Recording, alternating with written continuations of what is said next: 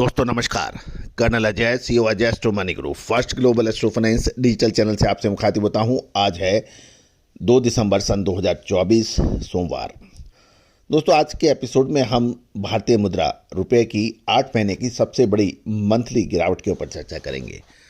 गौरतलब है कि भारतीय मुद्रा रुपये की मजबूती और कमजोरी का असर आयात और निर्यात पर पड़ता है, विशेषकर कृषि उपज के अंदर, क्योंकि भारत ईडेबल ऑयल यानी खाद्य तेलों का नेट बायर है, नेट इंपोर्टर है, और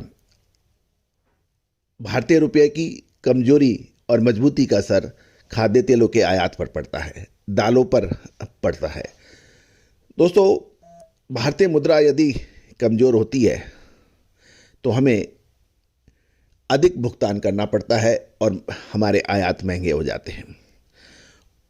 निर्यातकों को अवश्य फायदा होता है क्योंकि भारतीय रुपया कमजोर होने से निर्यातक फायदा उठाते हैं, लेकिन बैलेंस ऑफ पेमेंट और भारत के फेवर में नहीं है, क्योंकि हमारा आयात निर्यात की अपेक्षा अधिक है।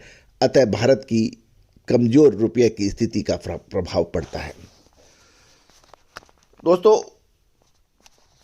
जानिए पूरी जानकारी। इससे पहले हम आगे चले, आपसे एक विनम्र अनुरोध, आप हमारे चैनल में नए आए हैं, पहली बार आए हैं और अभी तक सब्सक्राइब नहीं किया है तो चैनल को सब्सक्राइब करना बिल्कुल ना भूलें। जानिए रिपोर्ट विस्तार से। दोस्तों खबर निकल के आ रही है कि नवंबर महीने में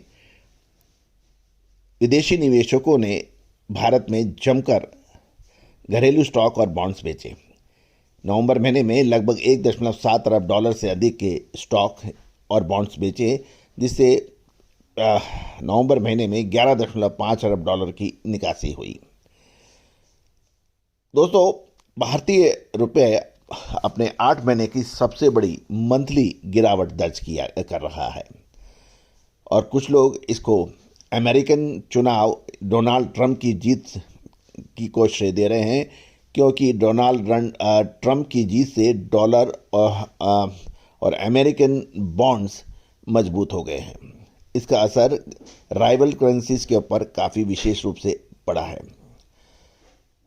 ये भी ध्यान देने वाली बात है कि पिछले सप्ताह रुपया ने लाइफ टाइम के निचले स्तर पर 84.5075 जो देखा गया था, वो अब भारतीय रुपया 84.48 पहुंचा है, जो कि 84.50 से बिल्कुल नज़दीक है। गौरतलब है कि नवंबर महीने में अब तक अमेरिकन डॉलर के मुकाबले भारत के अतिरिक्त दूसरी एशियाई मुद्राओं का प्रदर्शन भी ऐसा कोई खास नहीं रहा है।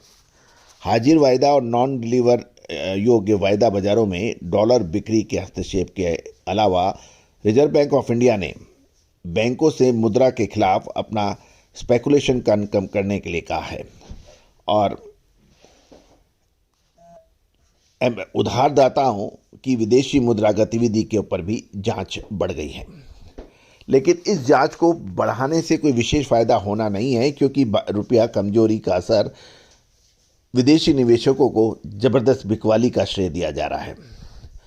गौरतलब है कि व्यापारियों को ये उम्मीद लगाई जा रही है कि आरबीआई मुद्रा अपनी मजबूत रुपया की मजबूती के लिए कुछ महत्वपूर्ण कदम उठाएगा। गौरतलब है कि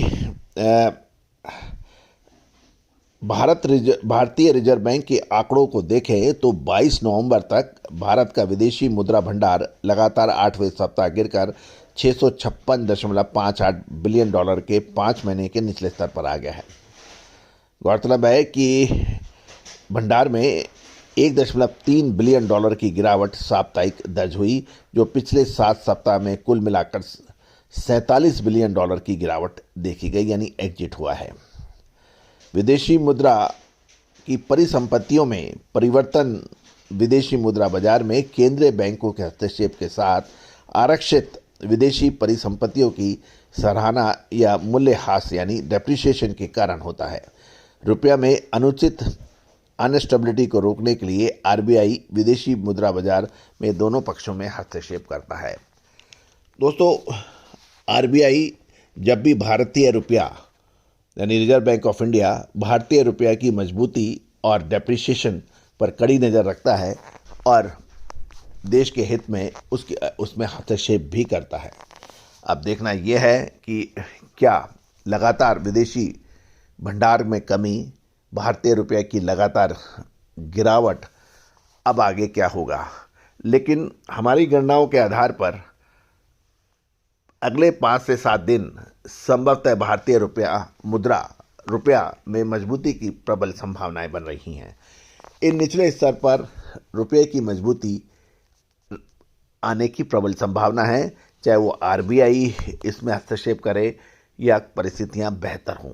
देखना यह है कि अब आगे क्या होगा। लेकिन आप हमारे चैनल पर लगातार बने रहिए ताकि हम आपको विश्लेषण और महत्वपूर्ण खबरों से रूबरू करा पाएँ। All the very best, good luck, happy trading.